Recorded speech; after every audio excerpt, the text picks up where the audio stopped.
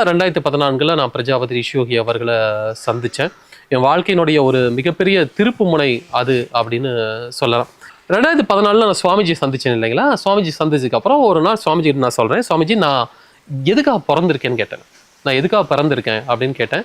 அது நீங்களே கண்டுபிடிங்களேன், உங்களுக்கு இயல்பாகவே உங்களுக்கு ஆர்வம் இருக்குமே அப்படின்னா, இயல்பாக உங்களுக்கு எதில் ஆர்வம் இருக்குது அப்படின்னு பார்த்தா எனக்கு வந்து பேசுறதுல ஆர்வம் இருந்துச்சு, எழுதுறதுல ஆர்வம் இருந்துச்சு. அதை தாண்டி சுவாமிஜியை சந்தித்த முதல் நாள்லேருந்து இன்னைக்கு வரைக்குமே எனக்கு தெரிஞ்சு நான் சுவாமிஜியை பற்றி மற்றவங்ககிட்ட பேசாத நாள் எனக்கு தெரிஞ்சு விரல் விட்டு எண்ணக்கூடிய நாளாக தான் இருக்கும். நான் வந்து ஸ்பிரிச்சுவலை கொண்டு போகிறதுல எனக்கு ஒரு இன்ட்ரெஸ்ட் இருந்துகிட்டே இருந்துச்சு, இயல்பாக இருந்துச்சு. அது சுவாமிஜியை சந்திச்சதுக்கப்புறம் அதிகமாகவே இருந்துச்சு. அப்போ சுவாமிஜி என்ன சொன்னார்னா, நீங்கள் அதுக்காக தான் பிறந்தீங்க அப்படின்னு சொன்னார்.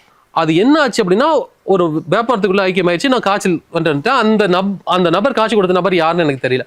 அதன் பிறகுதான் தெரிஞ்சிச்சு, அது உபகுரு இமாலயத்தில் தவத்தில் இருக்கக்கூடிய சித்தர்ஜி ஐயான்னு சொல்லுவாங்க. அவரு உங்களை சந்திச்சு இருக்காரு. இந்த மாதிரியான அனுபவங்கள் ஸ்பிரிச்சுவல் எதிர்காலத்தில் பயணிக்க போறவங்களுக்கு ஏற்படும் அப்படின்னு சுவாமிஜியே சொன்னார். அப்ப நடந்த விஷயத்தை எத்தனை வருஷம் கழிச்சு, கிட்டத்தட்ட ஒரு 20 வருஷம் கழிச்சு? 20 வருஷத்துக்கு அப்புறம் தான் கேட்டேன். அதுக்கு இடையில நான் கேட்காம யாருக்கிட்டையும் கேட்காமலாம் இல்லை. எல்லாரும் சில சமயம் இது அமானுஷ்ய அனுபவமா பார்த்தாங்க.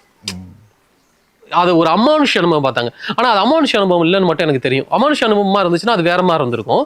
ஏன்னா அந்த சமயத்தில் எனக்கு தெய்வீகமான தான் இருந்துச்சு, தெய்வீகமான உணர்வுகள் தான் இருந்துச்சு. ஒரு மரம் மாதிரி தான் மனுஷனும் பட தான் பக்குவப்பட்டு ஒரு இடத்துக்கு வந்து நிற்பான். அது மாதிரி தான் நீங்கள் இந்த சிவராஜ யோகத்துக்குள்ள வந்தீங்கன்னு நான் நினைக்கிறேன். அப்படி இருக்கும்போது இந்த இடம் என்னென்ன விஷயங்களை வலியுறுத்துது? முதல் விஷயம் என்னன்னா, நிறைய இடங்கள் நம்ம பயணிச்சிருந்தோம் இல்லையா, பயணிச்சிருந்தோம். ஆனால் அங்கே பார்த்த ஒரு விஷயம் என்னன்னா, தெய்வத்தை உணர மட்டும்தான் முடியும் அப்படிங்கிற ஒரு வார்த்தை. அந்த வார்த்தைக்குள்ள எல்லாத்தையும் அடைக்கிறது. சரிங்களா? இப்போ சிம்பிளா முடிச்சிருவாங்க.